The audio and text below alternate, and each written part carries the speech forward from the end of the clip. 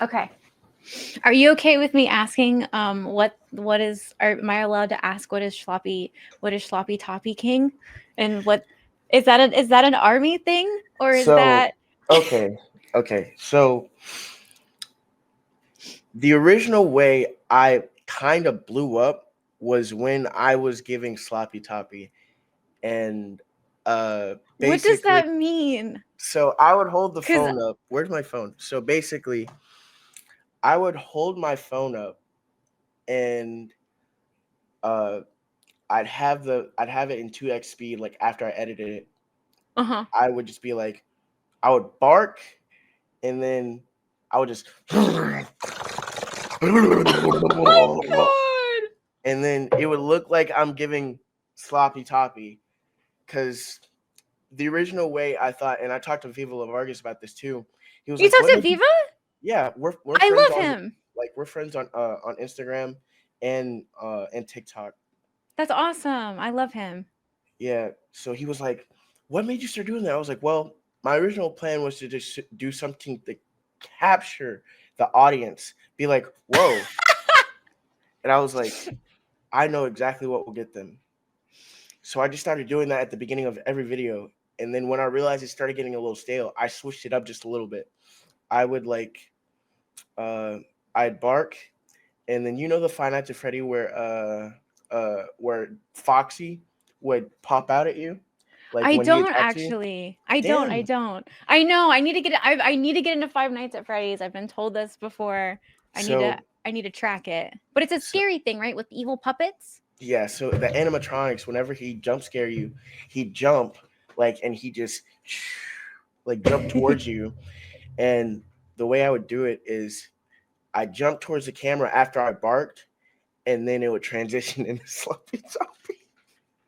It Right. transitioned, and I realized I was like, yeah, this is getting people to stick around for the video. And then people are like, "Where's my sloppy, Breck? Where's my sloppy?" And I'm like, Did they really? yes.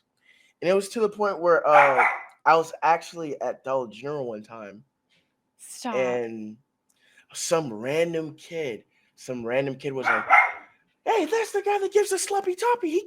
He calls us good boys." And I was like, "No!" Oh my god! Oh my god! I was like, "No, why Was would his you parents say?" there or something? No, it was his older brother, and I'm like, "Why would you say that?" Oh my god.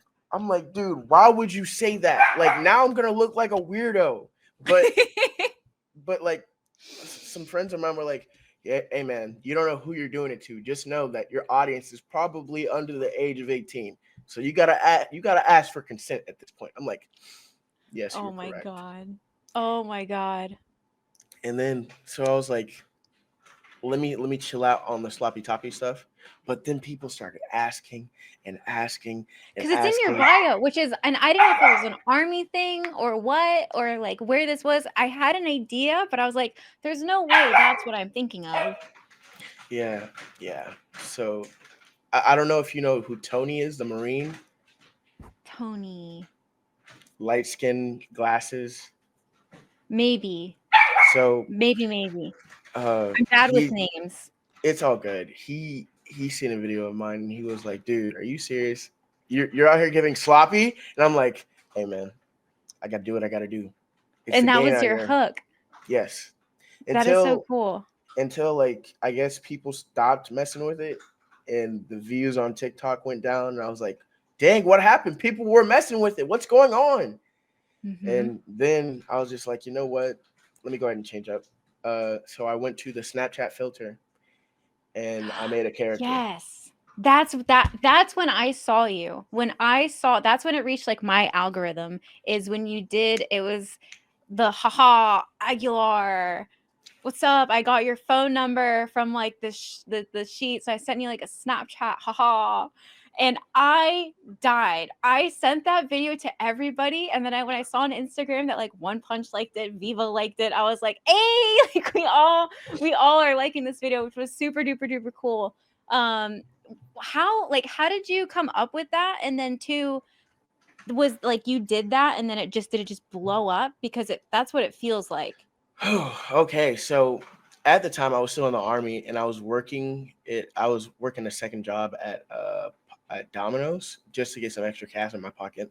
Gotcha. You're doing the moonlighting thing. Mm-hmm. And Gotcha. it was Gotcha. it was a late night thing, but when I was in my house, I seen some people like use the Snapchat filter, and they were just using it differently. And I was like, wait a minute, I know there's a character that I could make with this, and I know people would relate. And I was like, there's always just that one higher up that is just flirting with the younger, newer enlisted, Oh my and god. they don't know what to do at that point. And I'm like, this is gonna be sad, but it's gonna be funny. It's gonna be funny because one, it's relatable, and two, it happens a lot. I'm It seeing a does lot. happen. I don't care what anybody says. If they're like, oh, this is inappropriate, the military isn't like this. Look, the military is great. It has a lot of fantastic things. However, I mean, getting divorced is like a part of it. Like, you do have that jokingly, like, divorced E7 that's like hitting on like the younger privates or whatever, specialists, whatever you guys have in the army. Um, did the voice, where did the haha come from? The haha, because Um, that is peak. so um I'm not gonna lie. So I think when I was doing the character itself, Mm-hmm. I just let it flow. And Mm, people were like,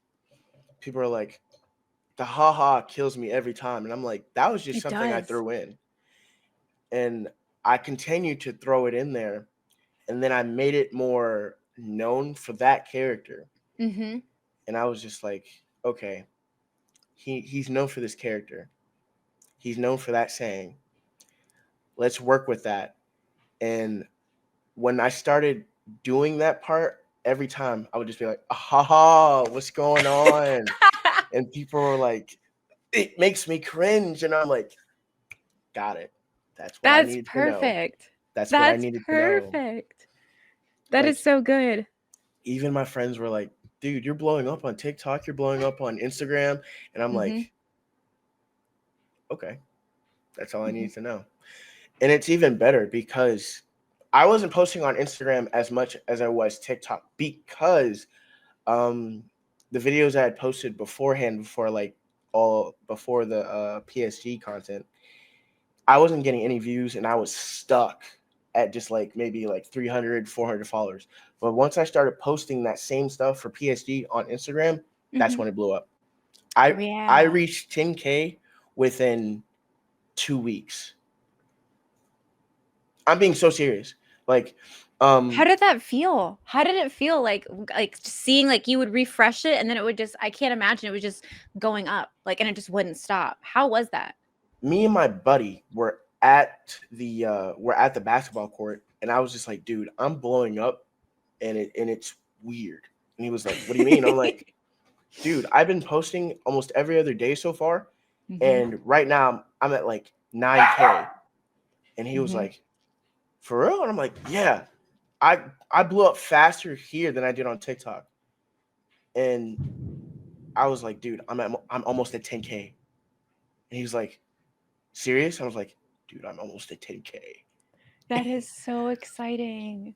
And once I hit like 10K, I was like, dude, this is like a milestone that I never thought I'd reach because I remember being in high school and I seen people with thousands of followers in high school. I'm like, what did they do? Turns out it's Yep. just people they knew. So I was like, okay, it Yep. is what it is. The friend following, the friend following where like you're in high school and that's kind of like they networked themselves in a way to get those numbers. Yeah. And now like being here where I have a big ratio of people that follow me compared to the people I follow. And I'm like, Mm-hmm. wow. Yeah, because the first time I ever posted on my story, thousands of people seen it. And I was like, whoa, wait a minute. Why Hold is on. everybody looking at me? What y'all doing? What's going on here? Wait a minute. Hold on. I did not know this. Um, yeah, so I just started, I kept posting and people were Mm-hmm. messing with the character. And then Mm-hmm. I seen One Punch Dad liked it. because I met him when I was at White Sands, and I didn't think he would remember me because I told him you're one of the reasons why I keep posting on TikTok. And he Oh, was like, "Keep going, man." And I was like, "Yep, I'm gonna use this as a sign." And from that point on, I just kept going because I'd been doing TikTok since I was an AIT, and I was a shy dude. Like I was short, really? skinny dude, and I just kept going. And One Punch Dad, Viva La Vargas, and then Hmm. God, what's his name? All I know is his name is Austin. I forgot his name. Mandatory fun day. Yes, there we go. Yes, Mandatory yes, Fun Day. Uh, I'm friends with him on TikTok, and they've all kind of encouraged me to keep going. yes. How did it feel when you, because I remember when I had like a creator that I looked up to that like liked my video or left a comment. Like I still remember that feeling. How was it for you when you saw that for the first time? Was it like, oh my God, I'm I have something? Did you know beforehand? Like what was that feeling to see someone you look up to like your stuff? For me, that was like surreal. I geeked out. I ran around in circles in my freaking house. I was so excited. I was stoked. So it all kind of happened like at different times because I seen One Punch Dad like my stuff, Hmm. and then I think a few months prior to that, Nico Ortiz had reacted to one of the videos that I had made when I had first got to my unit. Really? Yeah, somebody had sent me a YouTube link saying, "Dude, he reacted to it. It was brief, But but he saw it. he saw it." And I was like, Oh my God. "I think I've reached peak for now. I've reached peak for now." And then it kept going. I seen him like and repost another one of my videos, and I was like, Hmm. "Someone's cooking here. Someone's cooking, and I need to keep going. The kitchen is still fresh. Let me go ahead and keep cooking."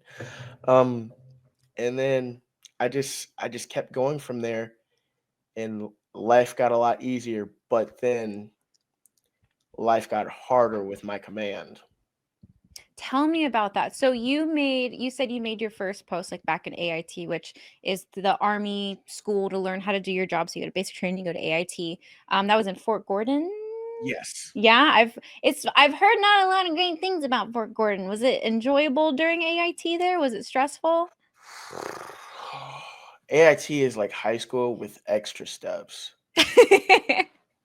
Like AIT is high school, college, and pause in daycare with extra steps. Did you have the battle buddy to go to the bathroom and stuff thing? Yes. Did you really? I'm so Yes. sorry for you. That Yes. sucks so It was bad. rough. It was rough. It was terrible.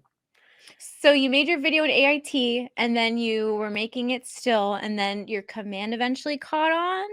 So I went like undetected You're under the all the radar. all the way through AIT, airborne school. Then when I get to my first unit, people are like, "Yo, you know this guy?" And I'm like, "No, that's not me." You denied that it was you? Yes, yes, I Oh denied it. my God. Were you And just then hiding behind the face filter?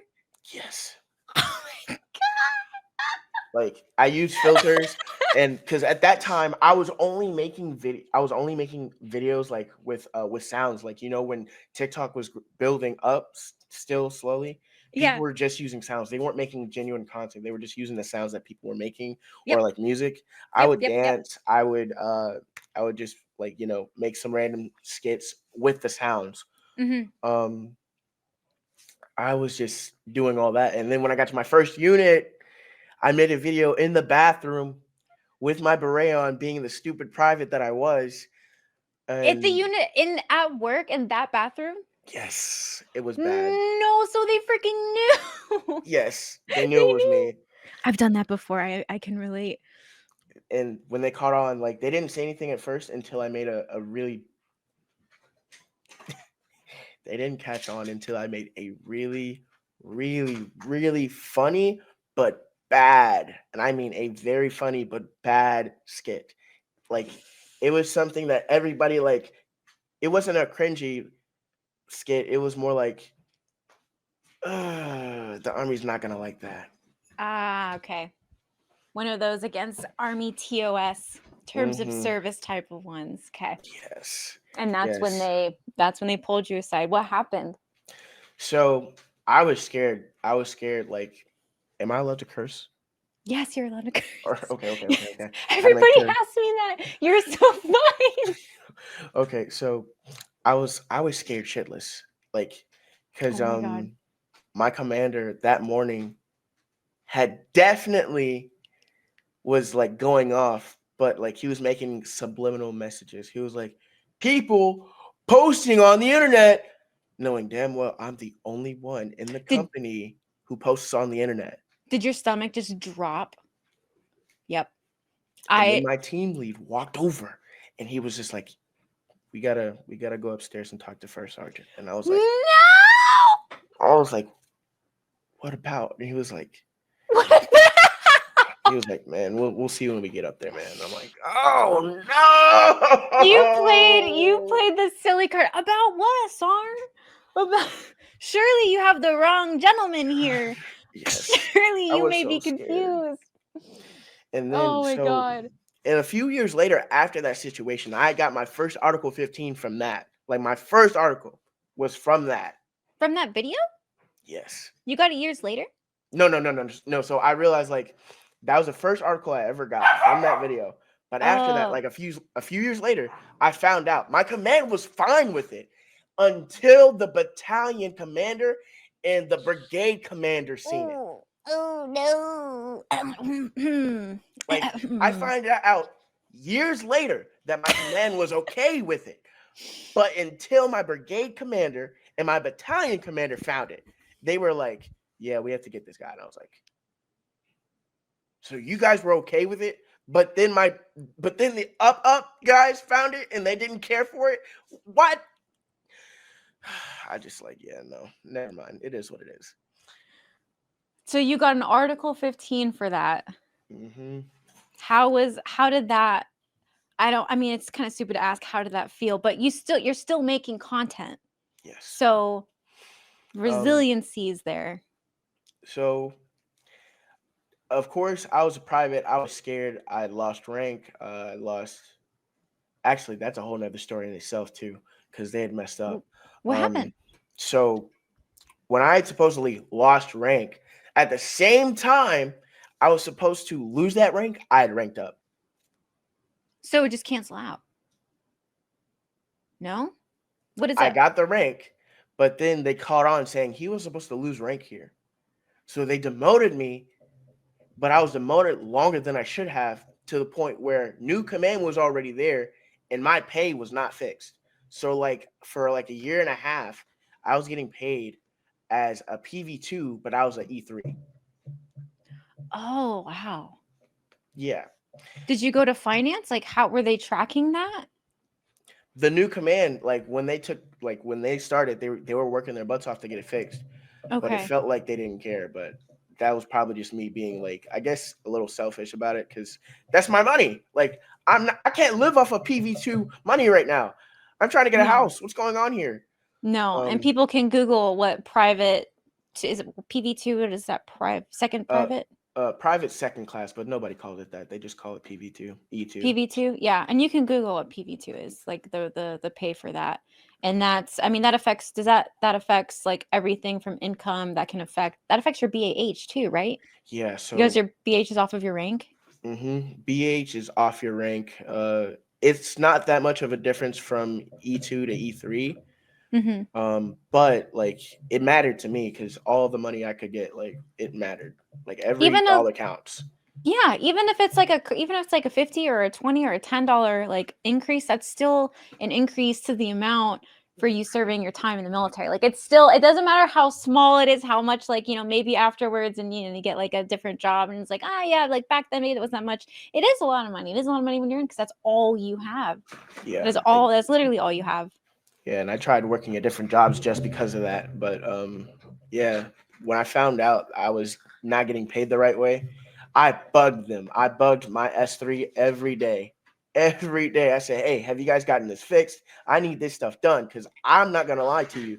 I'm not working. I'm not doing anything until this gets done. Please Mhm. help me. I'm a PV2. I'm an E2.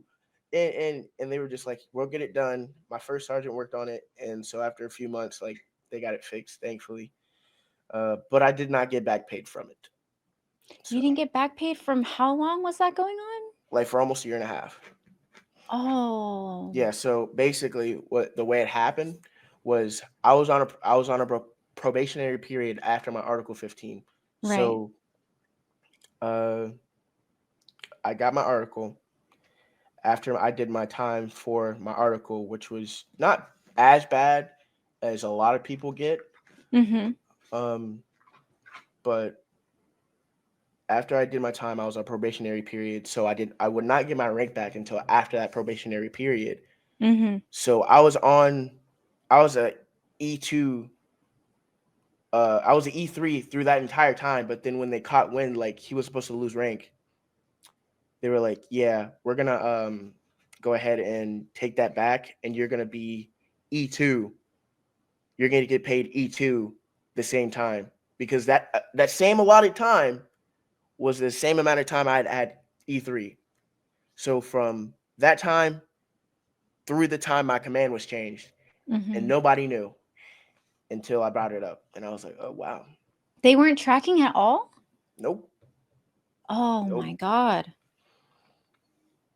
not at all." But it is what it is. I got over it.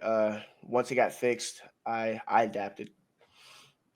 Do you think that if that financial aspect hadn't happened, that that would have changed your experience in the military? And I'm asking because you're not, because I knew a lot of people that had financial issues or finance wasn't paying them the correct reason or the correct amount for anywhere from 6 to 2 years. You hear these stories, and I can't imagine how much that affects their time in service. Do you think you would have a different outlook if that didn't happen versus it did happen, or is it just a militarism? So I think, in my opinion, it's more like it's just a military thing at this point because Mm-hmm. I've never had that kind of thing happen to me on a regular civilian job. So Mm-hmm. like if please back up. So if something like that were to happen in the civilian world, it probably wouldn't have been the same. Mm-hmm. They probably would have fixed it right then and there, and you probably would have got back paid for it. But in the military, everything is reliant on how fast people move, Mm-hmm. and it was rough. And I felt like at that time, my command probably was not like they were dealing with other things that they felt were more important than a soldier having the right amount of pay. So that's kind of how I felt about it. I'm gonna need y'all to move from my space. Mm. Do you have a do you have any, because you kind of have first-hand experience with this, do you have any advice for anyone in the military in a similar situation? Because it's not going to be the last time it happens where they're having difficulty with pay or maybe feeling like the chain of command isn't prioritizing it enough. Do you have any advice for somebody that would maybe end up in a similar situation or is in a similar situation? So I would say,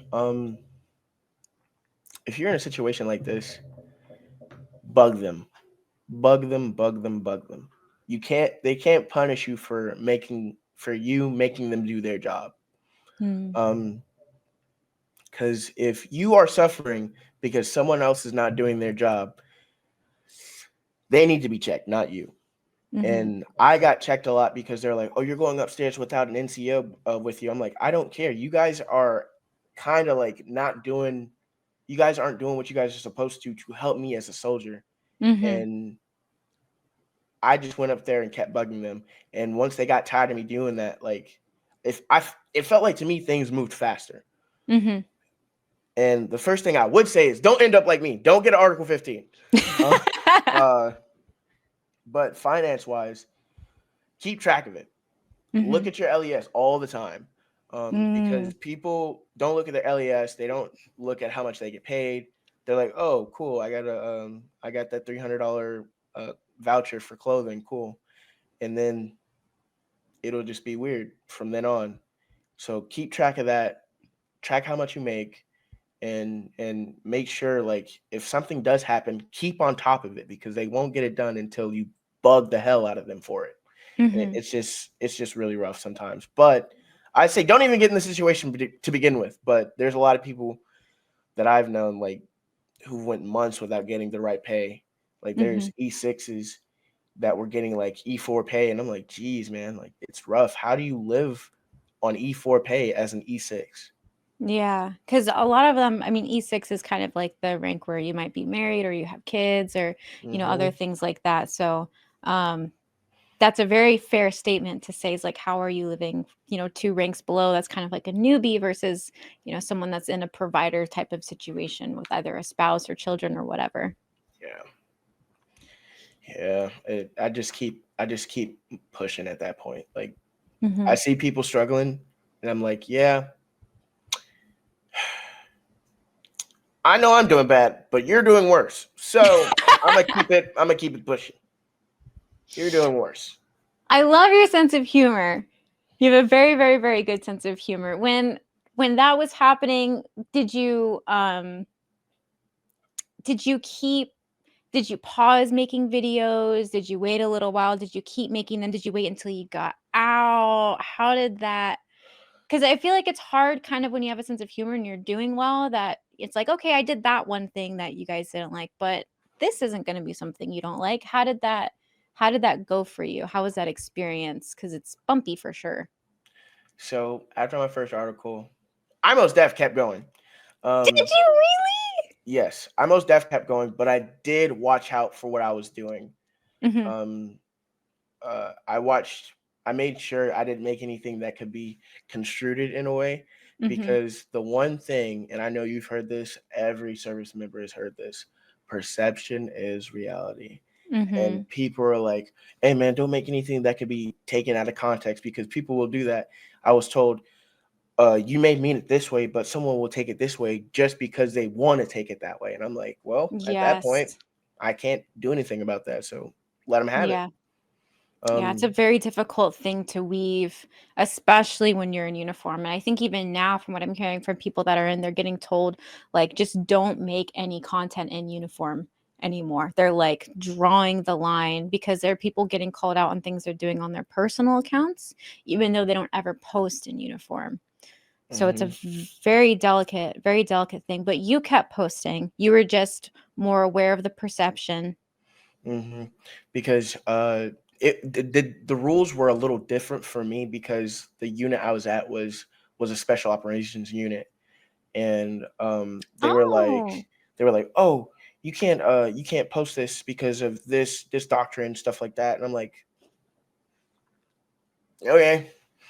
And people, like, over the years while I was still making it, people were just like, why do you do it? Why do you keep going? Like, like it could get you in trouble. I'm like, well, I do it because it keeps me sane. Uh, like, it keeps me sane, and it's something I like doing. It provides me some kind of like I wouldn't say Cre- comfort, but like it gives me the ability to be creative, because as lower enlisted, you can't really do as much, yeah. like creative wise, unless Hmm. you're just one of those go getter soldiers. Unless you got like some a CIB or or some kind of tab on, no one really takes Hmm. you serious unless you really know your stuff. And at that time, Hmm. I did not know my stuff like that. Hmm. Um, but I kept going because I was just in it for the love of the game. Hmm. I was in it. I grew from AIT to my first unit. I was still going, and then I was just like, dang, I don't know what to post now. And that's when I started doing the sloppy toppy. And So you were then, in when you made that. yes, Did your yes, did your like work group, did they see that? some of them did, but Were they like, hell yeah, like keep going, like low key? some of them were rooting for me. Some of them were like, hey, just knock it back a little bit. I was like, knock it back. I'm going full force. Like, this is what's getting people to come by. Like, Hmm. and like I remember it was kind of like it was a weird way of going about it, because people were like always, and it was always the really really like shitty NCOs that would talk to me about it. Like, not shitty like they were bad, but more shitty like they were haters. Like, it was obvious they were haters. Yeah, Um they weren't a fan. Was it because you think that you were in like a SF type of unit, or do you think it was more because of it's like that's a little bit because military content creation is very new. That is a very new thing. That is not something that was even really like kind of like promoted. It's just some people took chances and did well and kept the image good, so they were allowed to succeed. And then we all kind of saw that and kind of like, okay, like if I tread this carefully, I might be able to as well. Do you think that they were against it because of it was a new school thing, or it was just they just weren't a team player? So I think, and I learned that people were definitely two-faced about this. So when I was doing it all, everything was kind of still new at that point because uh, Mm-hmm. when when I started, Viva La Vargas was definitely new to Mm-hmm. it all, Mm-hmm. and he was new to it. And I had noticed that some of the videos that he made were kind of similar to what I was doing, Mm-hmm. but I got in trouble for it. Ah, Like okay. there were some videos out there Mm-hmm. like of captains, warrant officers, sergeant Mm-hmm. majors, first sergeants, E7s, The leaders like the of leaders of the yeah. army doing the exact same thing that I was doing, Mm-hmm. but I was getting in trouble. And people were like, "You don't know if they didn't get in trouble. If they got in trouble, then why are they still doing it?" Have you seen I won't say any names, but I've been in the creator space for a little bit now, and I've definitely have seen people that were like very, very popular and now they're just gone. They are gone. I didn't notice it right away. It was just kind of like, I haven't seen so and so in a while. Like that's very interesting. And then it's just gone. Because you're right. If there's a problem, they are like, Yes. don't post. Don't post anymore. You are forbidden from posting. You've crossed a line. And you saw kind of other people, and all the younger enlisted did. All of the younger enlisted, we all looked at the people, the captains, the whoever, the pilots, everyone's kind of making this content. And it's like, oh, like it is kind of okay. What do you think it was just your chain of command that was like because some people don't necessarily know, but like your chain of command is a very unique thing. Like during COVID, if your chain of command, if you didn't get the COVID vaccine, your chain of command could choose whether anybody who doesn't get it gets an honorable discharge, or anybody that doesn't get the COVID vaccine gets a dishonorable discharge. So it's very important which chain of command you're in. Do you think it was just your group? Do you think it was your base? Do you think what do you think was going on there? So I found out like I said earlier that my first chain of command liked my videos. They liked them. Right. They found it funny. Hmm. But when it got to the higher ups, like the sergeant major and like a bunch of people at brigade, Hmm. that's when they had to crack down. Okay. Because I had realized like my what's his name? My brigade commander of the entire unit, like everybody, he seen it and he was like, "No, we don't do this here." And I was like, "Well, dang." I was having fun, so I took a break and I came back after he left, and then we got another brigade commander who was just as bad. And I was like, "Wow, okay, so uh, how do I go about doing this without getting in trouble?" So at that point, I kind of just understood like people are gonna take what they want to take from my videos, Yeah. and it's either gonna be the command or or it's either going to be my command or the people closest to me. Hmm.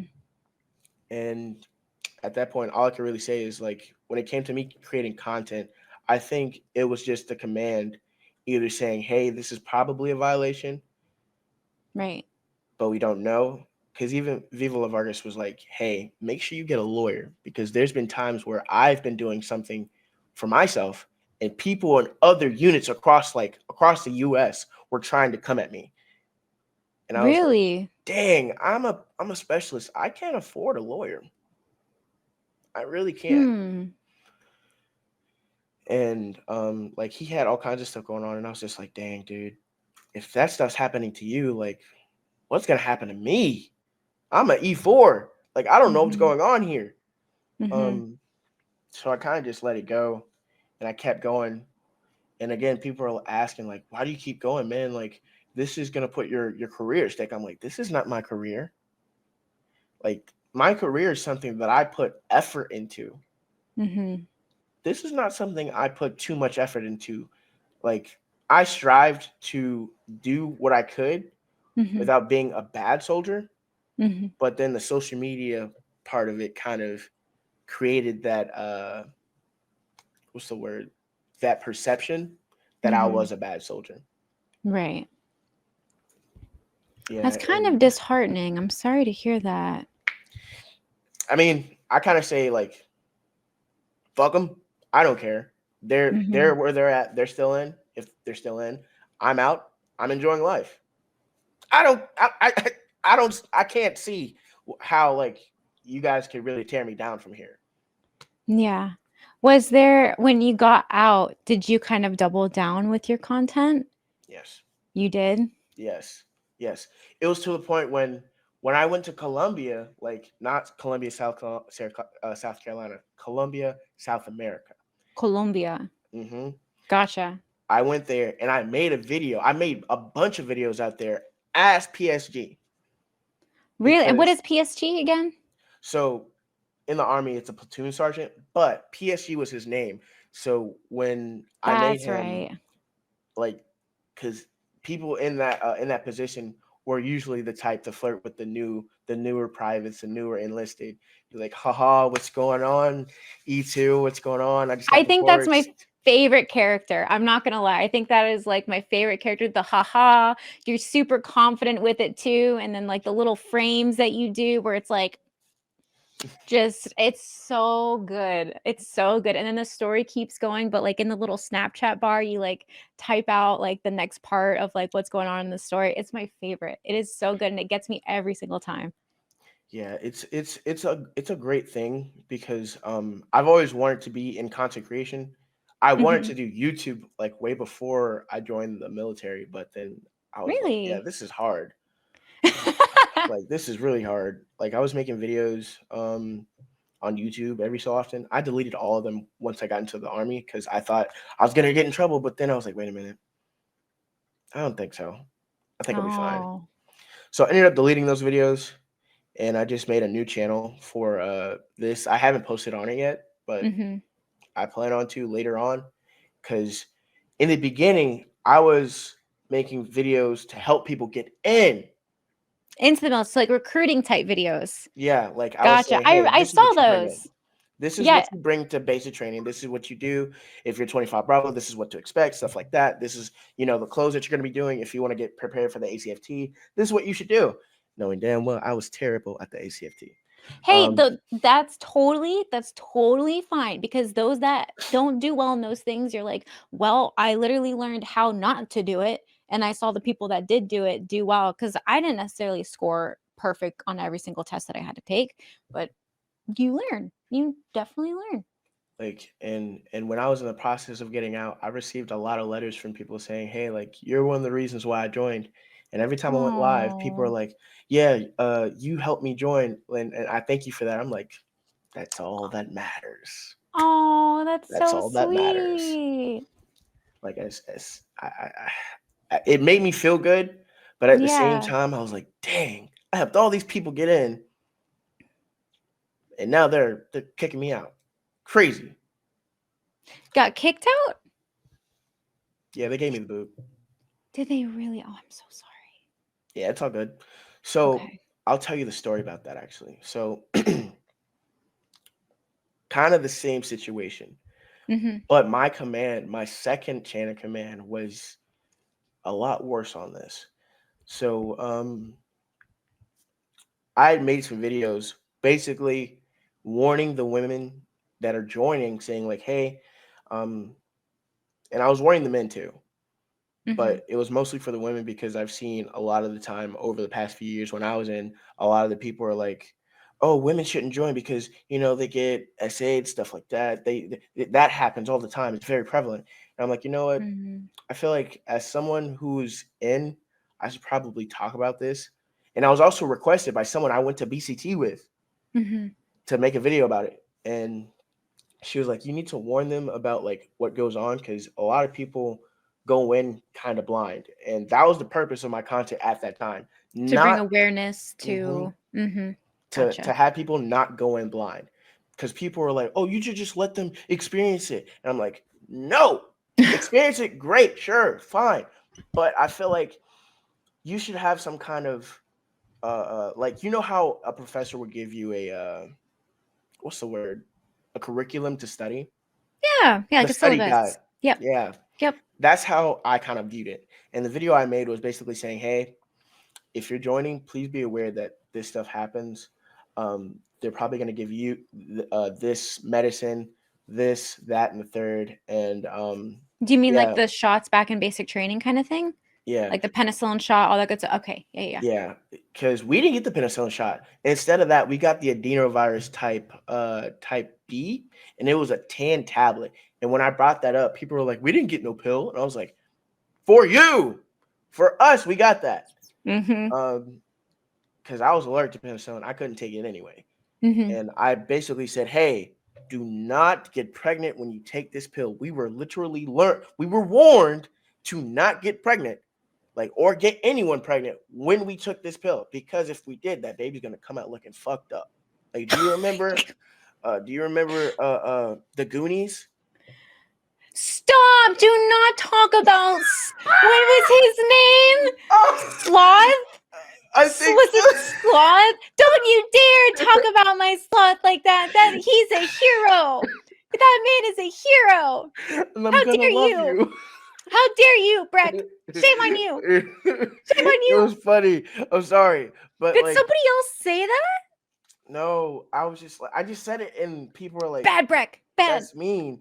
And so I told them like, "Hey, like that shit happens." And I told them like, "You guys are gonna fucking hate each other, like especially the females, because I was told to say this, by the way. I said you guys are gonna fucking hate each other, because everybody, you guys are gonna be, everybody's gonna have menstruation. You guys are gonna fucking hate each other, because the women at my basic training, they got evicted. Evicted is where you get kicked out of your barracks. You have to take everything out. You go to the the tar pit, and you put it back Outside? in. Yes.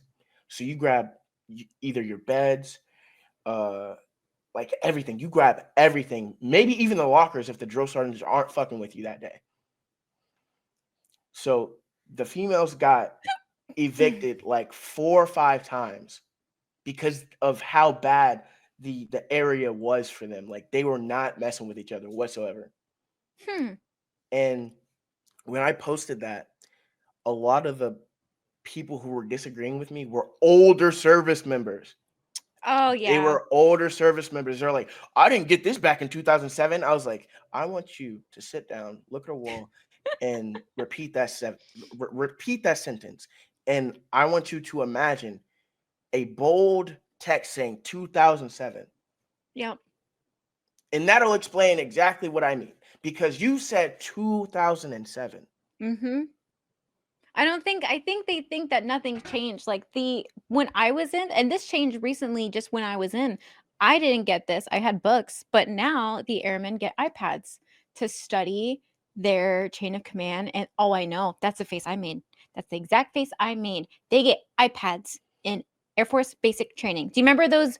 I don't know if you guys had this as much. I think it's different on who I've talked to, but you have to study like your chain of command. You have to study AFIs. You have to study freaking history and whatnot. We had like books on books on books. They have a iPad. Can you imagine what the vet people back in 2007 saying, "Oh, this isn't true. This isn't fair. This wasn't true because it's when I was in." And it's like, baby doll, sir, respectfully, we have iPads now. I'm just as pissed as you are. I don't want to hear it. Okay. Air Force is still the best branch. I don't want to hear it. Don't judge. That's right. And it's even worse because I had a drill sergeant in my comments saying, don't listen to what this guy says. He's lying and he's just perpetuating stuff. And I'm like, hold on. An Army drill sergeant? Yes. Yes. Oh. And she stitched my video. Oh. She stitched my video. That video reached like 4 or 5 million views, by the way. Your video or her video of My video. Yours did. Mm-hmm. Oh boy. And most of the and do you know who Greg Butler is? I'm bad with names. So, oh No. yeah, yeah. So he's an Air Force recruiter, Uh-huh. and he posted my video, and people are like, "Oh, he's lying." I'm like, most of you guys are really old, so I can't really expect you to understand like what younger people are doing, because half y'all Mhm. can't even access y'all's bank accounts without getting scammed. So, uh, yeah, Boomer um, rage posting. Oh my god. yeah, and I was just like, yeah, no. Mm. That was a video that got me kicked out because they grabbed that video Oh. and they said it was me talking. They said I was fear mongering. To people for them to not join. No, but I was just saying, hey, if you're Yeah. going to join, please be aware that you guys are probably going to hate each other. Sexual assault is it happens. Like I'm not saying it won't Mm. happen, but it'll probably more than likely will. Mm. Same sex sexual assault happens a lot. Mhm. Because in my basic training, two girls got caught in a tent during a field training exercise. Mhm. Why? I don't know. I really don't. Like, why did you do this? I don't know. I don't care. Didn't have nothing to do with me. Actually, it did because I was one of those people who had to report stuff like that. In the army, we had something called SASH, Soldiers Against Sexual Harassment, and like, Yes. Yes, we yeah, have something similar. Yes. and we wore a green or emerald patch on Mhm. our sleeve, and I was like, this is not it. This is not it. Because we had to police so many things. Like dudes couldn't go to the laundry room without shorts on. Because dudes would walk into the laundry room with just straight with a towel around their waist, and I'm like, dude, you can't do that. And they're like, dude, leave me alone. It's not that big of a deal. I'm like, I'm gonna have to bring this up. Mm. But yeah, it was a weird time. It was a really weird time. And they had grabbed a bunch of other videos. Yeah. Like they grabbed a video of me in my own house wearing the PT uniform with a do-rag on. They said, you're out of uniform. I'm like, I'm in my own home. It's 10 Mm. o'clock at night. Mhm. And then they grabbed a video of me outside of uniform where I was just jumping at the camera. And Outside of uniform and like just civilian garb, just regular everyday clothes. Okay. yeah, they grabbed a bunch of my videos and they were saying, we're gonna go to JAG and see what we can do to possibly like get you. And I'm like, well, it was a good run. It was a good Oh, run wow. So how long were you able to be in for? for almost 3 years. For 3 years? Okay. Did you sign a 4 or sign a 6? Hmm. Oh, I signed a 5-year contract. Okay. Is that specific to your MOS? Yeah, because a lot of people were like, "You only did like 3 years. What happened?" I'm like, "Damn it! I Oh. hate that my MOS is known for doing 5. Like, because if you're Oh, National gotcha. Guard, you could do I think like 2 years. Mhm. But like if you go active duty, from what I've seen a lot, people do 5 years. Okay. And you were 25 Bravo. And can you just explain like what that is? And also, I didn't know that you can work with SF, I guess, in that way, which I'm sure some people would be interested in hearing. Like, how does that kind of work? So actually, I'll show you real quick. So my job, I was an IT specialist. So in AIT, you learn a lot about like help desk, Hmm. networking, Hmm. like just simple stuff like configuring printers and stuff like that. And for me, the route I took when I got out, I decided to become a network engineer, and it's a lot of IT stuff. Hmm. I became a network engineer. I got my certifications. That's one of the better things that like if you get into IT or tech in general, Yeah. that you get out, you have a good chance of making some good money. Um, That's what I've heard when I was doing my taps. It didn't matter which job like they were at. 45% of my group was going into IT or going into cyber of some sort. And I'm talking like they were a mechanic or they were front desk or they were cook, whatever. And they were going into that route. And you've gotten out and successfully gotten a job in that area. yes. How can someone set themselves up to do that regardless of what they did when they were in the military? Like what certs did you take? How did you apply, look for jobs? Because I can't imagine it's easy. What was that? So I'm actually studying for this right now. Like right after, CCNP. yeah, CCNP, CCIE. This right here, the CCIE is top tier, top tier. Like Really? it's a 2-part, and it's like like an 8-hour lab. But for me, so if you want to get into networking, it's a lot of different things. And I have a different page on this too for TikTok, and I Yeah. help people get into IT tech in general. What But is that? What is that page? So if anybody wants to go look that up. so Josh Mhm. J0SH_tech with a 3, not an E. Gotcha. So because I know a guy now, he was in the Marines as a aircraft mechanic, and he's doing cybersecurity, and he's making Really? really good money. And I'm telling Really? all the service members now, if you have a clearance, I promise you, you have a chance. You have a better chance than most. I would not Mm. say, um, I would say like, hey, you got a clearance, you definitely get a job. But I'm saying if you have a clearance, you are above the like 60-70% of people, especially when it comes to working for the government. You're more set than you think.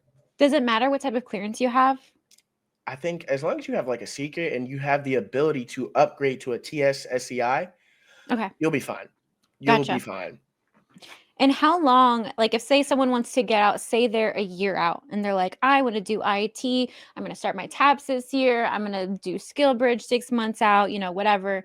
Um, is a year out enough time for somebody that wants to go the route that you're going to start getting their classes and their courses, or do they need to start 2 years out or 3 years out?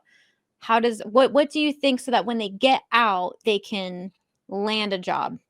I would say a year is definitely enough time, especially if like you're already in the field. But Hmm. if you're not in the field, I'd say like it's enough time. But I would tell you now, study your ass off Okay. because IT tech in general is a growing field. I'm still learning things. I just Mhm. told myself last night, and I was just off my ass, and I was like, you know what? I gotta learn Python. I'm gonna do like 2 to 3 hours a week just learning Python Why do you have to learn Python? because I want to get into cybersecurity, but network security. What's the So difference? Because I ain't got a dang clue. network security, for me specifically, I want to work with firewalls and or Oh, VPNs. In network security, you kind of just you secure a network via firewalls and other tools. gotcha. So for me, I have my CCNA, the Cisco Certified Network Associate. That is Hmm. the basis of what you need to get like almost any networking job besides Network Plus. Because like there's so many different things. Use your GI Bill. Use your GI Bill. I repeat. No, not repeat. Say again. Use your GI Bill. Use Oh it. my god. Use Oh your my GI god. Bill. Did you okay, so if someone wants to do that, do they have to go to college? Is it like a online course? Like what do you suggest for them to do? Cuz So and I'm asking because so many people when I was in TAPS wanted to go to IT and they're like, "Wait, I need certificates?" And then that's when I kind of looked over and I was like, "Ooh, oh, that sucks. Sorry." Like I don't even want to imagine what that's going to be like. So, what so can people do? when I say like certifications, invest in yourself. These certifications are self-investments. They're self-investments. So you can go to college, Mhm. cool. But I'm telling you now, the certifications that you go for, depending on the job, you can go cybersecurity, networking, IAM. You can do help desk. A lot of those jobs are going to be reliant on the certifications that you have. Okay. Because say if someone wants to go simple help desk, entry level IT, PC technician, stuff like Mhm. that, you're going to need A plus. And right now, those certifications are getting very, very expensive because the what is it called? Actually, so I'm gonna show you the certification I have. The Security Plus. This is the basis. This is what you need right here to to to get a job for the government because you need that to access their systems. Okay, so it's the bare minimum. Yes, it's like the high school diploma all over again. Oh, gotcha. And if you don't have that, like when it comes to certain jobs, you're not going to be able to access those systems. Can you do So Army Cool for that? yes, that's how I got my CCNA. I went through Army Cool, Army Ignited, stuff like that. I took a class because I failed it the first time. Mm-hmm. And they were like, "We're not sending you back," and I'm like, "All right, that's fine." So I waited like 7 months Oh to take no.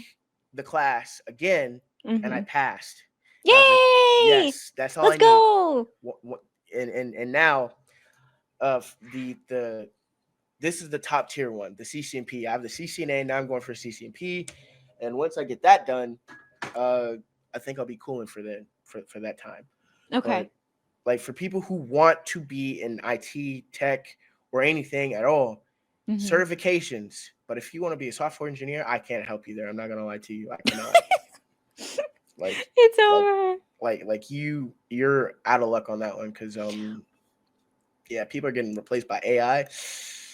Are they really? Yeah, did you not hear that Microsoft just laid off 9,000 people Oh yeah.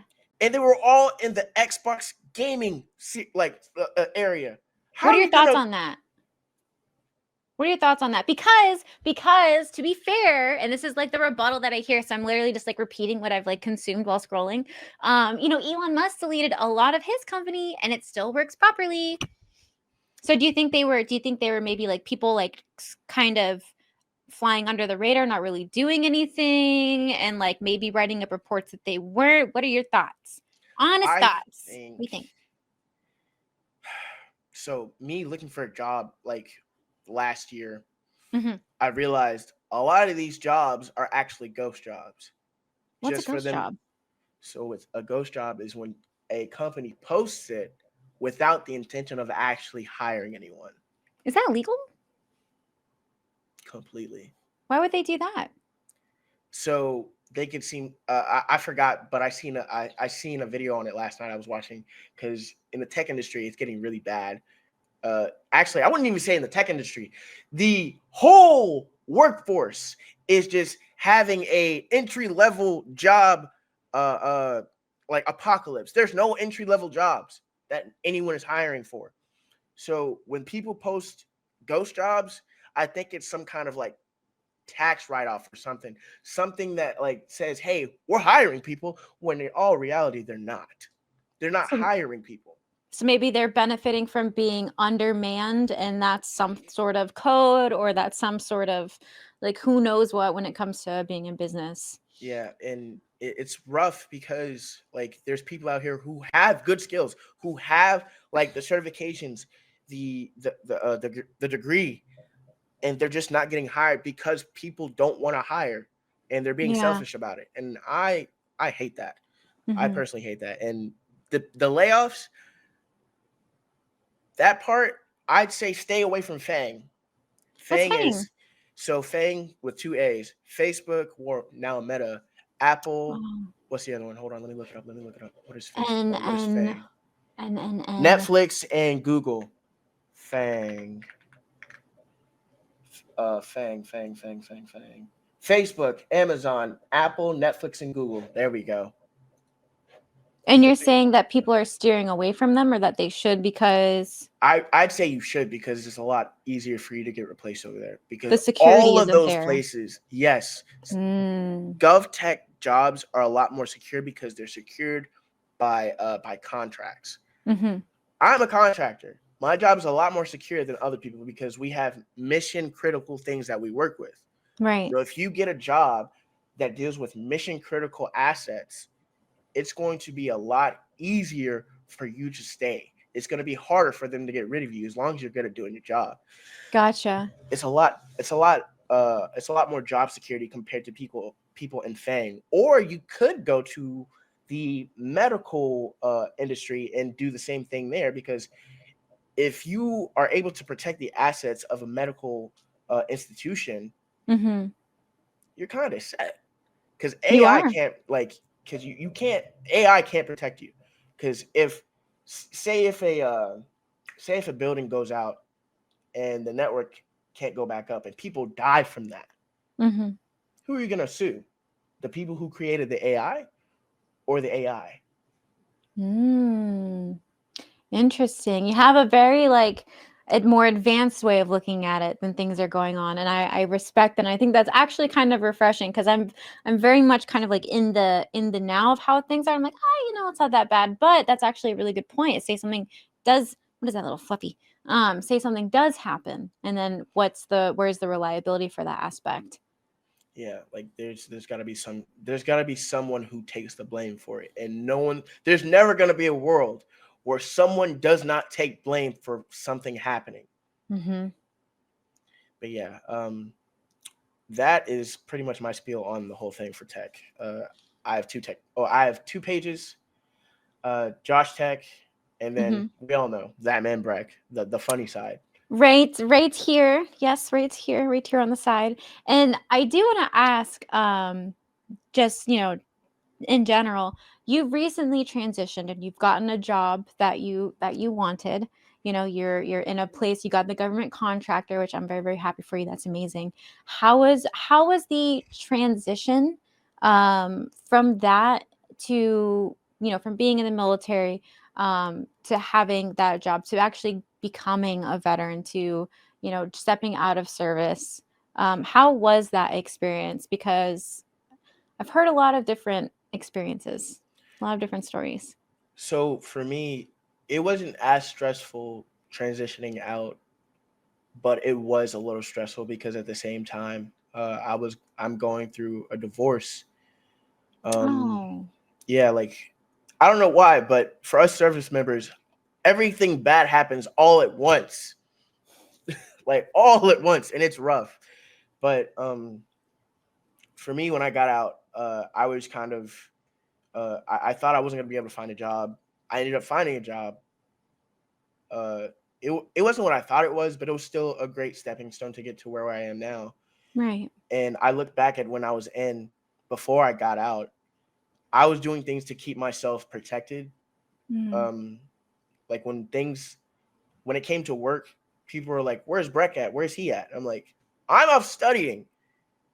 mm-hmm. People would be like, "Oh, are you at an appointment?" Yes, but I'm also studying.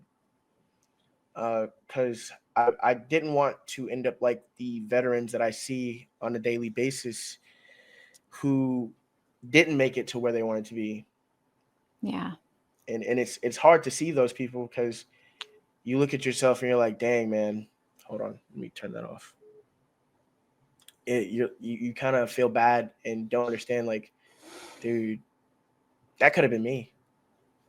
Easily too. It's scary. So I have a first off, I'm so sorry to hear about your divorce. It's fine.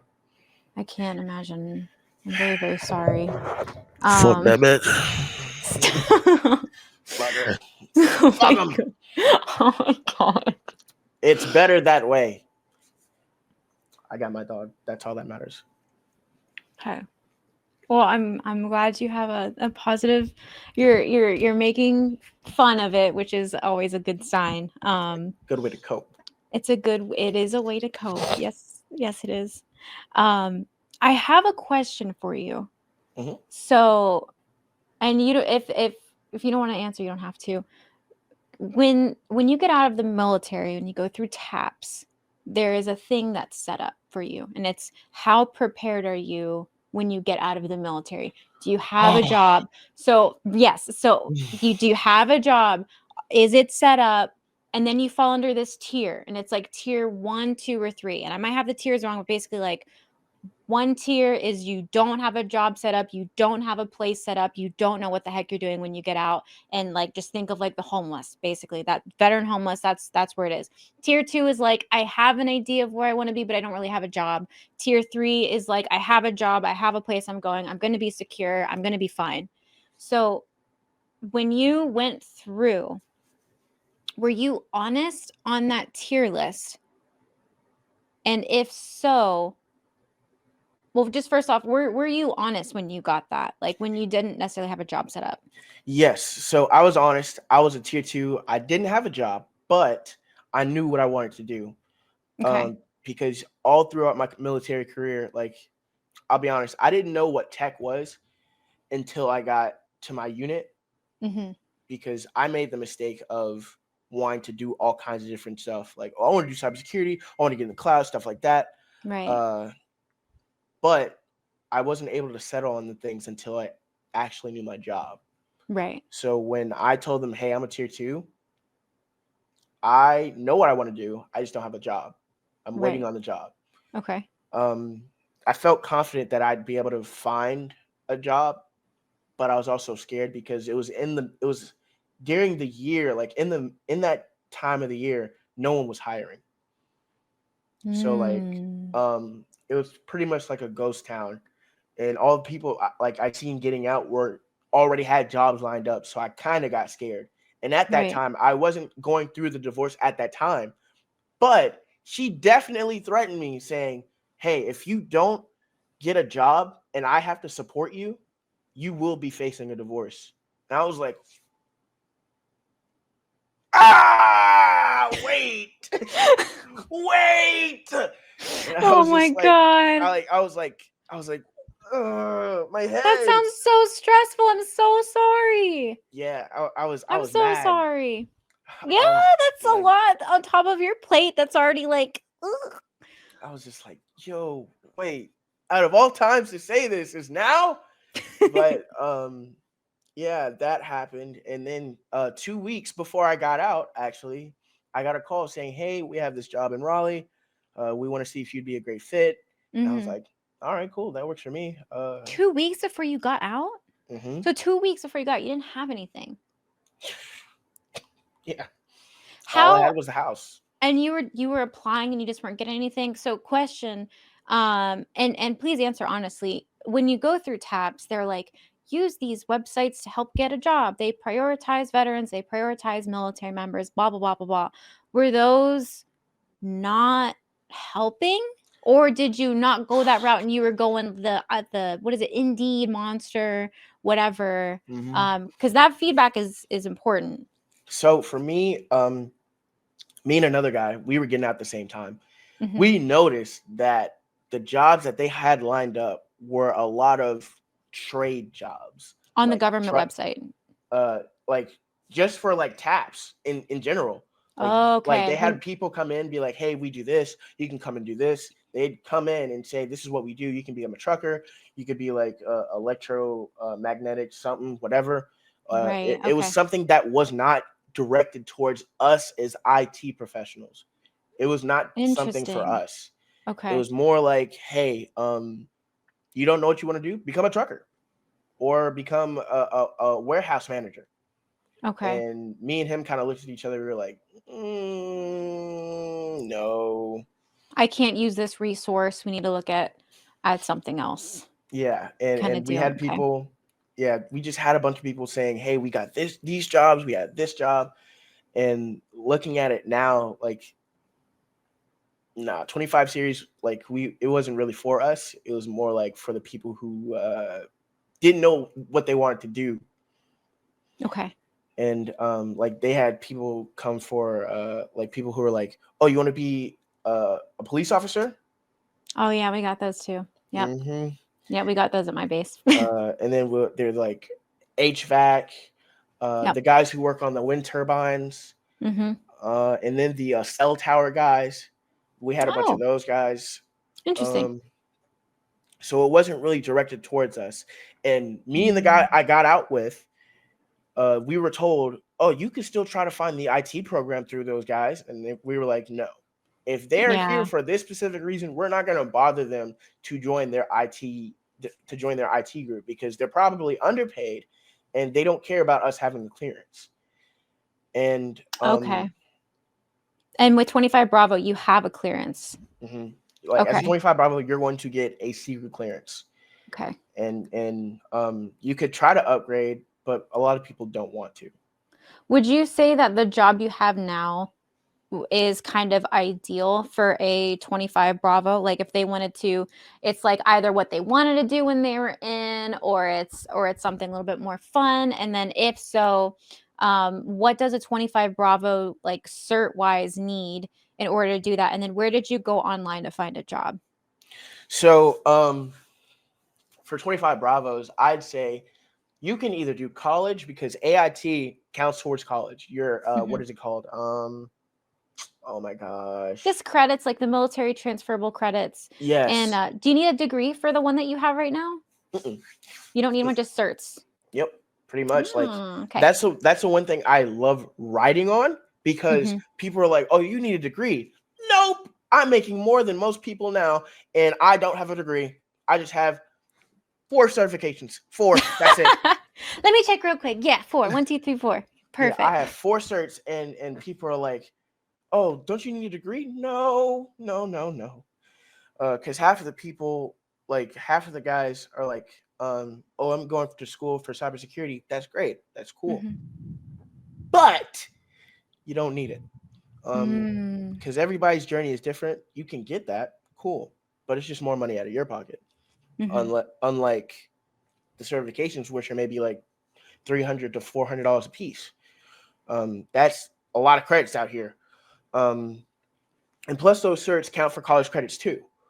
So, Gotcha. Okay, so it's like 2 birds, 1 stone, kind of, but mhm. at least you can cut out the longest part, which is the degree. And, unfortunately, not every class you need to take for a degree is really necessary for your job. And you're kind of in a very unique spot. It's kind of the dream spot, right? It's like, Mhm. okay, this is the job. I want to get into it. I don't need a degree. I can do cert. So it's how fast I can bust these certs out. And then you can use the cool or the GI Bill. Yes, pretty much. And when it comes to like job search, if you have a clearance, I'm gonna look at you in your eye when I say this. If you have a clearance, clearance jobs, USA jobs, Dice, LinkedIn, Indeed. That's all I have to say. And just filter it by clearance. So you can't really filter it by clearance except for clearance jobs. Dang. Clearance jobs, you can do that. But I'd Okay. say again, Dice, Indeed, LinkedIn, clearance jobs, USA jobs. Because Gotcha. USA jobs, I kind of hold back on those because they're federal jobs, and federal jobs aren't hiring right now because of Elon Musk, Trump, like that stuff. Yeah, Oh, because of the whole Doge thing? yeah, they're in a hiring freeze. Really? No one is hiring for federal jobs right now. It's weird, but Does that count for contractors too? so Military contractors or not really? Or maybe it yeah, depends. I honestly don't know because I've never really been on the federal side of it. Gotcha, gotcha. But like I know a lot of people. One of the guys I connect with every so often, he Mhm. said, "Yeah, like dude, there are no hirings. I lost half the guys I had." And I'm like, "Geez, man, how do Oh, you they lose clean house. half?" Wow. Okay, so they're cleaning house and they're not hiring too. Mm-hmm. Because Very interesting. yeah, because my buddy's looking for a job right now, and he's like, "Yeah, I can't find a job." I'm like, "Yeah, because there's a hiring freeze. That's horrible. It's a hiring freeze, man. Good luck." And so to answer the question, how did I find my job? I so I was at my job in Raleigh, and I was like, I'm gonna just apply to different networking jobs because I want to get better at my interview skills. Mhm. And I kind of just applied to this one job that I thought I'd be okay with. And as soon as I submitted the application with my resume on it, I got denied. Like that very millisecond, it said, "Sorry to inform you, we are going to be pursuing other applicants." I was like, "Well, Submit damn." denied. Oh I my was like, god. "Well, damn. Okay, cool." Next day, I get off of work. I look at my phone. I receive an email from the Hmm. same company saying, "Hey, we'd like to set up an interview." And No way. I'm like, "You're fucking with me, right?" Did And you I'm like, guys just say no? What's going on here? it's mixed signals. It's giving mixed signals. What's going on Mhm. here? Mhm. And basically, yeah, they set up an interview. At first, I didn't meet their years of required experience, but they seen that I was at a unit that they hired a lot of people from. Like even a guy Mm. I was at that unit with is there with me now, just on different shifts. Yay! Oh, that's so And nice. like same platoon, same company, everything. And like dude, they love us over there. But Oh. yeah, so I got the interview, uh, and they said, yeah, like let us know what you want. We're offering this much, and I was like, that's significantly more than my job now, and and I was at my last job for 8 months, and I was just like, I'm not doing anything. I don't know what to do. Mm, And they said, hey, we're offering you this much, and I was like, perhaps, perhaps. perchance. So I put in my two Mm, weeks, and I started, I think, 2 months ago, and I've been happy with it. I've been very happy with it. yeah. Like I've been posting my journey with the company on my LinkedIn, because when I tell you, when I tell you, I am very career driven, Hmm. and it's something I love. Oh yeah, nothing's getting in the way. Nothing's getting in the way, because I make sure that I'm set for myself, Hmm. and things can go the right way. And if they don't, that's fine. Nothing's there. Jeez, man. But Your little yeah, poodle and your puppy barkins. yeah, they're barking at the door. And Oh. yeah, so I document a lot. Like I want to get better with things. So when it comes to my career, I try to make sure like people are aware that I can and can uh like do more than what you see. Because I taught a class, I taught all kinds of different things. Mhm, I document projects that I do. I make sure that people are up to date on different things that they can do to get better. Because when I was in the army, I wanted people to get into the army. Now that I'm in my role as a network engineer, I say, mhm, hey, this is what you can do to become a network engineer. mhm. And like I think social media has definitely been a part of how I grew and connected with people, because that's something you can put on your resume. There's a lot of people that don't know that. You can put that on your resume, especially if you have a decent following where you explain how people and how you can get better with things. You're saying People putting love social that. media on your resume? Hmm. Interesting. I feel like it'd be the opposite. Be like, I'm not gonna tell anybody. Mm-mm, So mm-mm. my job now knows of both of my social medias. So they follow me Really? on Instagram and they find it funny. So they're a lot better than my last chain of command, I'd say. Uh, and it's been a lot easier, a lot smoother, because I don't post like things that people get offended about. They find it Yeah. funny, so I'm Yeah. more relaxed when it comes to my posting. That's a really nice story. I'm not gonna lie. From where you were to your process of getting out to stuff that you were encountering as you were getting out to getting this job and now having the support and having like your favorite creators like follow you back and like just having that experience. That's a very like that's a very motivating story. I feel like it'd be hard for a lot of people who were in your position to stay motivated, to stay driven, to still keep their chin up, to still feel like it's okay to be passionate about the things that they wanted to be passionate about that might have got them in a little bit of hot water. Um, I'm very happy for you. Are you happy where you are right now? Very, Very. very. Like I go to sleep knowing that like most people, I'm not trying to, I'm not trying to shit on anybody, but Mm-mm. I told my coworker this. Like when I was in the army, I was this close to donating plasma, not because I wanted to, but because I had to. For the And money. yes, Yeah. and I'm at a point now where I don't have to. I can go donate plasma just because like I want to give back, Mm-hmm. and I won't do that because but I'm very happy with where I am because I have a roof over my head. I can feed myself whenever I want to. I'm not living paycheck to paycheck. I'm Oh. being creative. Mhm. I have a lot of things that most people don't, and I'm happy with that. I'm very happy with that. And then my dogs, like, they're like a big motivator with that too. Because I'm gonna be honest Mm. with you, like, I was put on I was flagged for the VA because of some. How do I say this without being like A medical flag? Yeah, like self deletion. There we go. Oh, gotcha. Okay. hmm You were flagged for potentially that? hmm It was a Okay. rough time. Like it took me a very long time to get back to it, because I told myself, since I live alone, I'm gonna purchase a weapon. Mhm. But I told myself, once I'm gonna do that, but after I get out of this Situation. little situation, this little bubble that I'm Mhm. in. So for like 4 to 5 months, I just wore a band that reminded me, like, hey, if you ever feel something, if you ever feel like you're gonna do something, just call this number. What And band was that? uh, it had the helpline, the vet crisis line.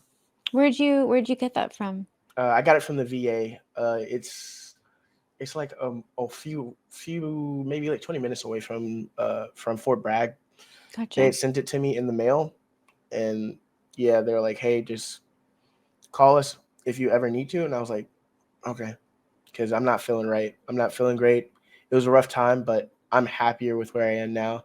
It's less stress. Uh, I go to the gym often. I make sure that I do what I need to do. Like I can pay Mhm. my bills without, you know, saying, dang, like how am I gonna eat? So Yeah. I'm definitely happy with where I am. Like to answer that question, I'm happy. Like I've truly been happy, like for the first time in a very long time. I'm so happy for you. That makes me happy. Oh, goodness. That storm, you hear that? Oh my god. Um Yeah, they I can keep that. do you feel They can do keep you that. they can keep that? Yes, I'm not Oh, keep. I'm pass it on to the next person, please. double it and pass it on. Yes, Oh yes, my they can keep god. that. Oh my god. Do you think you're past all that? Do you think where you are now you're good? You feel safe? You feel all that good stuff?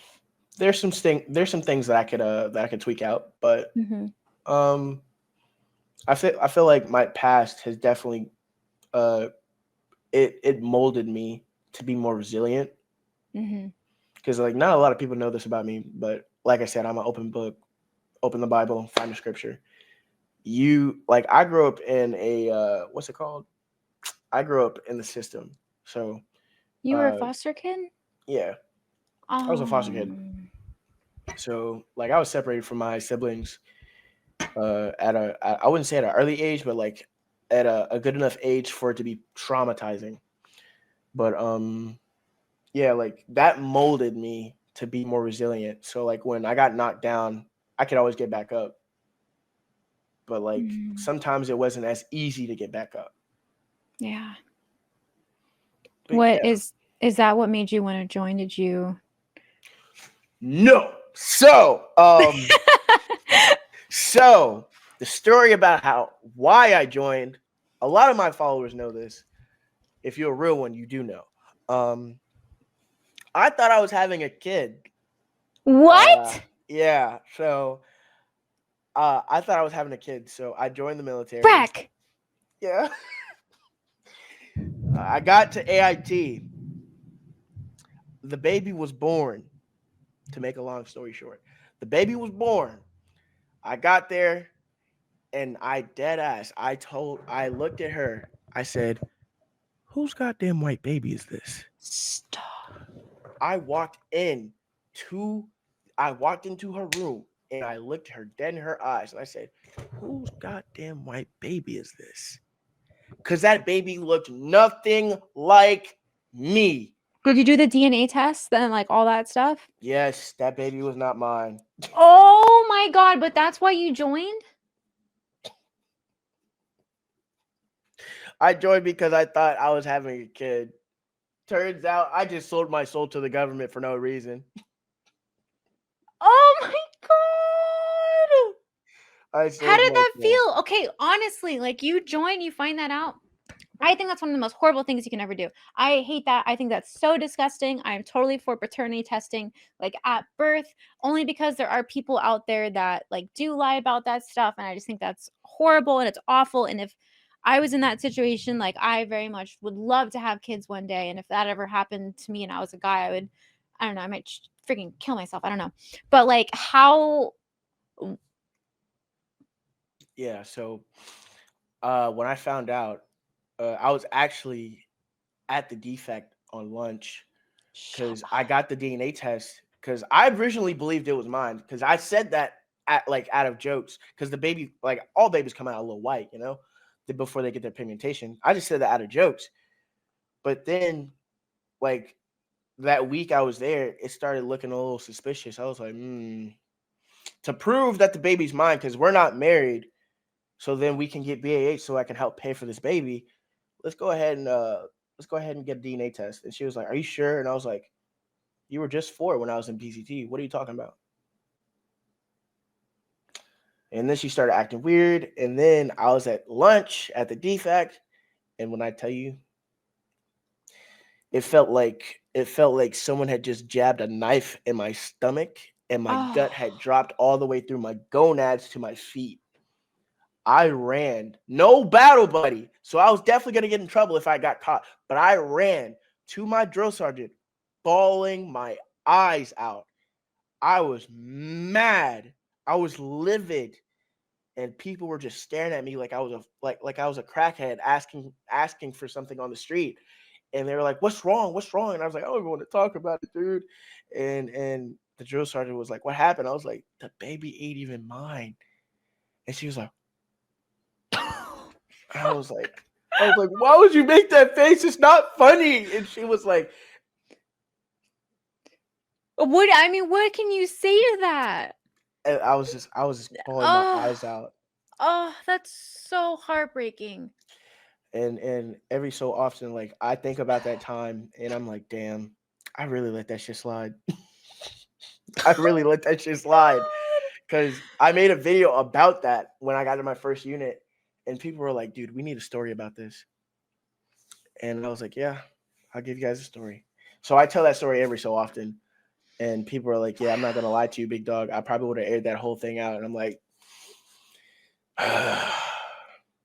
it was a rough time, but I think that was a blessing in disguise to get me to where I am now. So If you could go back and do it all again. I would not have signed the birth certificate. I would not have signed the birth certificate. That's all I can really say. Oh my god! But you Like, would go and you do everything again. You'd just sign up to the military. You'd do it all again. It's where you are now. You just wouldn't sign the birth certificate. yes, yes. Oh my god, Like actually, that is like, so yeah, terrible.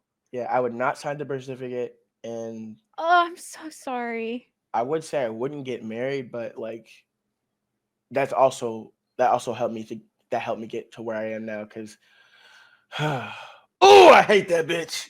I'm sorry. Fuck, man. Damn. I hate that lady so much. I hate that. Ooh, I hate her. I'm so But sorry. nah, it's all good. Uh, at the end of the day, it's nothing but a lesson to be learned. A lesson to be had, Mm. and that lesson is to never let love overshadow the red flags that are obvious. Oh no, I'm so sorry, Breck. It's fine. I'm doing better than she is. Oh, excuse me. Yes, you're Ugh, welcome. thank you. Mhm. I'm so sorry that happened. Wow, I'm not gonna lie. I'm a fan. I'm a fan of your content. I know I asked you to come on. I had no idea though, the stories that you had. Oh yeah, I have a lot of stories I could tell. Like when I was training with oh my god, there's so many stories. Wait, there's one we were training with the SF guys doing CQB during an What FTX. what's CQB? Uh I know what that means. I Close forgot. quarters Yeah, yeah. Combat. combat or something. Yeah. But I don't know why they say B, but oh, close quarters battles, I think. Mm, I don't know. mm, I thought it would be mm. CQC, but Little but armyism. No big deal. yeah, but I remember I have a picture of this, and we were helping them uh and they had us go first without telling us. We were the cannon fodder. They didn't tell us this. What's We were cannon the fodder? So What's that? basically, like, if you die, it doesn't really matter. Oh, you're the meat grinder. Yes. So Oh, during this FTX, they sent us in the building to clear it.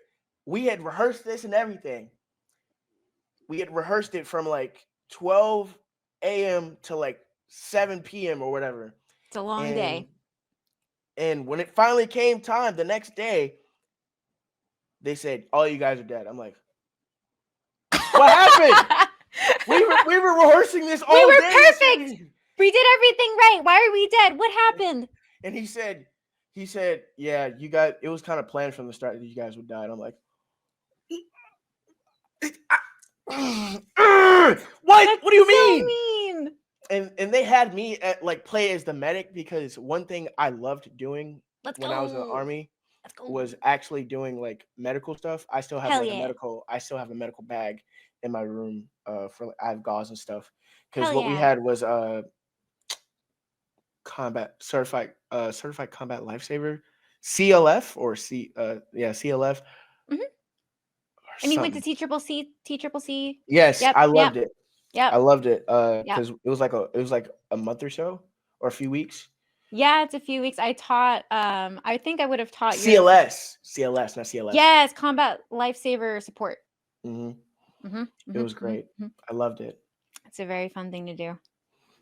But yeah, it was a great time. But they had me doing that, and I was just like, dude, you guys had us come in here.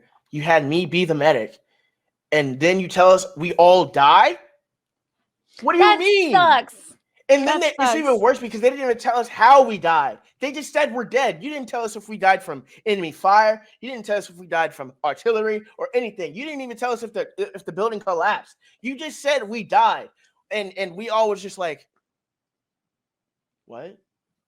But we practiced so hard, Sar. How we die?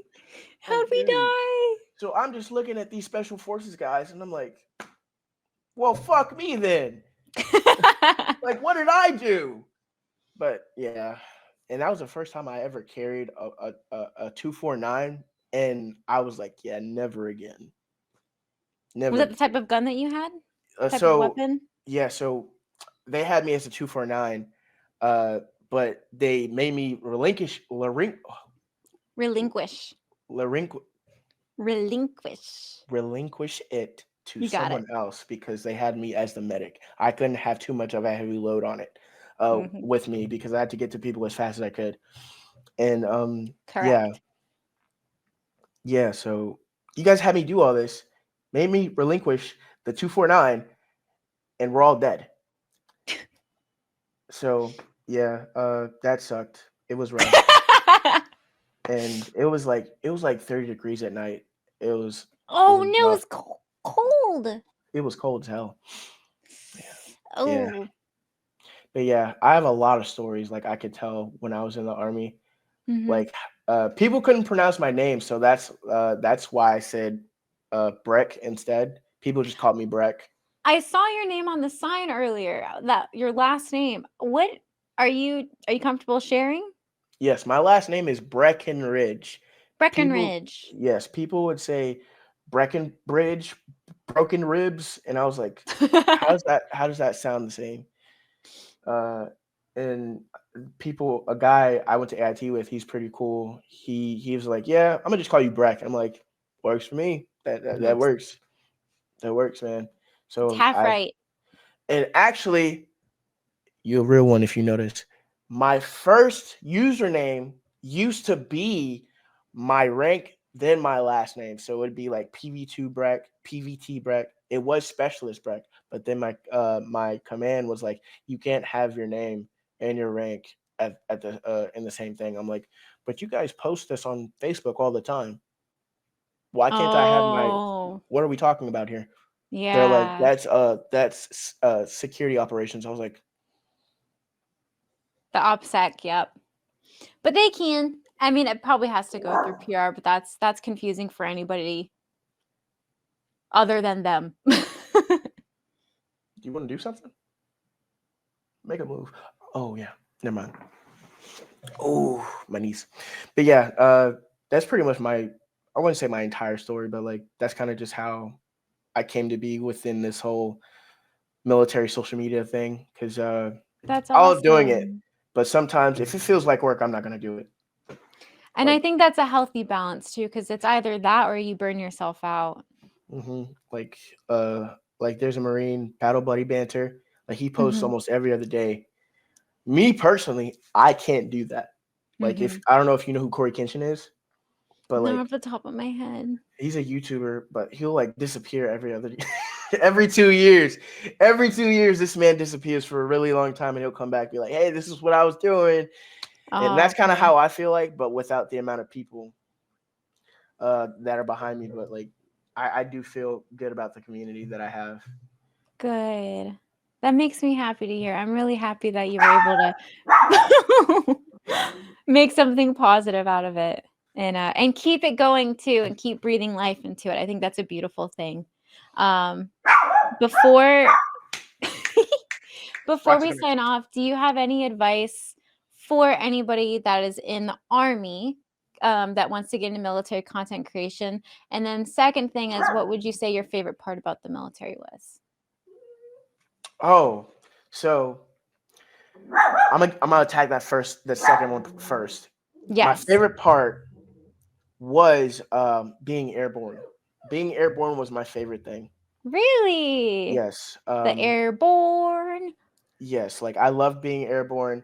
I will wear it with pride to the day I die. Because it was amazing. I got to jump out of different aircraft. I did things that Mhm. most people don't do. Like you pay to go skydiving. I got Mhm. paid to go skydiving. Kinda, not really. Um, but yeah, like, and we're always better than air assault guys. Those guys don't even get to do their Ooh. jobs. I got to do my Ooh. job. There's a little bit of a rivalry there? Yes, air assault and airborne. Like I wouldn't say we hate each other, but like you don't get paid extra. We do. Mm. You Mm. you may say airborne is easy, sure, cool. It's like 4 months. It's like 4 weeks. Mhm. Cool. Don't care though. But yeah, ours is we're more badass. I got to jump Mhm. with German guys. I got to jump with the Italians. I got to jump with some I almost jumped with some guys from Taiwan. Ooh. Like it was an amazing experience, dude. Like if you go airborne, being airborne creates a lot of like opportunities to jump with different people, and you get to wear those wings. Like I got to wear the German wings, the Chilean wings. I got some stuff from the Irish guys. Those were pretty cool too. Every year you get the chance to jump with different units, and I find it a great way to make opportunities for yourself. I love But that. and now to hit on like people who want to join or no get into military content creation. Mhm. Yeah, what advice would you have for them coming from your experience and whatnot? Doesn't even have to be related to. What's Breck's advice if you're in the army and you want to do content? Everything is not the same. So your experience is Mm. probably going to be a lot different from mine. Mhm. Your and remember, the older guys are usually the ones that hate on you the most because there is a whole page, the Air Force NCO page, Oh and yeah. all those guys are very, very, very bitter and hate the fact that these new guys are um doing what they feel is like creative. Like, Mhm. oh, this guy's doing this, you're not supposed to be in the Air Force doing that. Come on now, you're in the Air Force, you're supposed to be chill. Mhm. You're supposed to be chill, come on. Mhm. But my advice is focus on you, and if your chain of command gets upset with it, ask them for boundaries. If Okay. and if necessary, send a video to an NCO you're close with and say, hey, do you think this would be okay to post? Because one thing I wish I had Mm. done was that, but I felt like I couldn't trust anybody. Okay. So if you And they feel don't necessarily have, do they have to be in your chain of command, or would you just say any NCO? any NCO, like Any if NCO? Okay. yeah, because like one thing that people say, and I said this earlier, perception is reality. Like if they can take it out of perception, I'd say chill on it. Okay. Because if it's not in uniform, I don't really care. If it is in uniform, take your patches off. People say that doesn't work. It That's what I works did. sometimes. Like, do it. I was Take off your patch. sterile. Yeah, I was sterile when I first started. I didn't have a damn thing on me. I didn't even have a flag because I was like, if you're in, you'll know the difference between spice brown and the yellow border. And I didn't even want to know about Army and Air Force. Other than that, if you're sterile, you have like the same OCPs. Yeah, like or just buy a combat top so they can like buy Oh, an yeah. old one where they can't say, "Oh, you did this in uniform." I'm actually out of uniform. Out of 'Cause regs. yes, and if you do that, get acquainted with your regulations, because if they try to say, "Hey, this is this way," and you're like, "No, actually it's this way," Okay. they can't really get you for it. That's good And advice. if they do, you can count that as retaliation. That's very creative advice. I haven't thought of that and I haven't heard of that. So I appreciate your perspective on that because that's a very little unique little golden nugget, golden nugget for people. Yeah, because one last story before we go, because the same basic training drill sergeant that I had ended up being my squad leader. No, not my squad leader, my platoon sergeant in my first unit. And he No was way, they transferred at the same they transferred out. So you were probably their last group of, I don't know, what do you call a group of Army gaggle? We're flights. What are you guys? cycles. Platoon? Cycles. Okay. Yeah. So you were probably their last one. And so your drill sergeant, when you were in basic training, was waiting for you when you got out. And I was just like, are you serious? And Are then you following me? he came in with the Ranger tab, and I was like, oh my God. Oh, this is gonna be rough. I was like, oh no, this is gonna be rough. This is gonna be a long time, but it's okay. But yeah, that was just my little tangent though. So get acquainted with regulations. Mm-hmm. Talk to superiors and ask how they feel about the post before you post it. Mm-hmm. And I say, like, keep at it. The more you post, the better you'll do. The more exposure you get, the more people you'll see, the more opportunities come up. Because I wanted to be like Viva La Vargas, where he was getting invited to do stuff, like where that man went to see all the other content creators. But since I'm not in, I don't think that really applied to me. And I wouldn't say I have the greatest track record, but I do have a decent track record. Breck, you need to give yourself a little bit of grace. I think things if you hold that, like, you've grown from where you were at, and I don't want to say the cheesy thing like you've learned, cuz I'm in no place to judge what like that or not, but do not let what happened be this shadow over you. Like, give yourself grace, give yourself some self-love. You are in a place where you're happy now. That happened. Everybody did stuff when they were in. I mean, you're not a chief unless you've had like a divorce and an Article 15 regardless. So you're just on your path to be a chief. Yes. So give yourself some love, give yourself some grace. Don't think that everybody knows about that or, whatever, because that was new for me. You're a funny guy, you're a good guy, and you've worked your ass off and you worked hard and you're in a place where you can help others and you're helping others. You should be very proud of that. I appreciate that. Thank you. Not many people talk about like what I've done because I disappear so often. But I try to stay. What's the word? I try to stay with it on Instagram. Yeah. Because I get more views on Instagram than I do TikTok. The TikTok algorithm is trash right now. Like if you don't post every day or bring yourself out, or over a minute, yeah, it's rough. But yeah, that's my story. Ow, stop it, please. Go away. I'm trying to teach you not to bite. Stop it, no bite. Can we see the little demon before we sign off? You're Come here, Max. Come here. You kitty. The little puppy teeth are the worst. This is Max. Oh. She goes by Maxine, but I just call her Max. She's so cute. And oh yeah, the other one. Those puppy teeth are sharp. Yes. They are very sharp. Oh, look at the nose fluffy. Oh. You are so mean. Move up. Good gosh. Jesus. So before we close, where like list off your social media. I know you got an Instagram, you got a TikTok, your YouTube. Is it all going to be that man Breck, like right down here? Mm-hmm. Wait, And then hold you on. have, and then you have your other one, your Josh IT one. Oh yeah. So I have that man Breck on TikTok, Instagram, and YouTube. Actually, let me check. Breck the man. Breck. Actually, yeah, that man Breck on YouTube. Mm-hmm. Uh, and then we have Josh Tech J0SH_T with 3CH on TikTok for those who are 25 series cybersecurity Gotcha. guys and or tech guys in the military. You can follow that. I am doing mentoring, so like when it comes to when you get out, I can help point you in the right direction. I'm not selling a course whatsoever because I've honestly grown tired of seeing people do that. Like I want to see my fellow veterans succeed. So if you're looking for mentorship Send you on a how to get DM, there, yep, just send me a or do you DM. have an email that people can reach out to? I I I would give out an email, but I don't have enough people who are under me yet, so I just Gotcha. prefer DMs for now. Gotcha. So like those are all of my my social medias. Josh Tech on TikTok, Mm-hmm.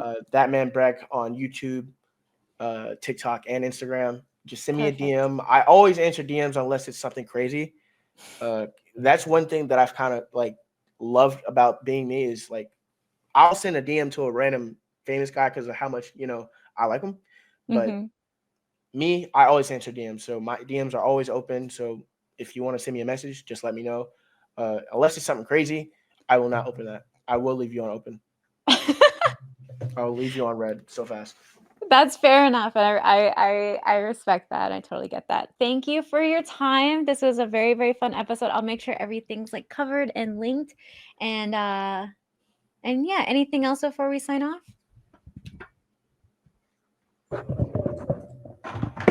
We're gonna get some sloppy toppy before we go. Oh,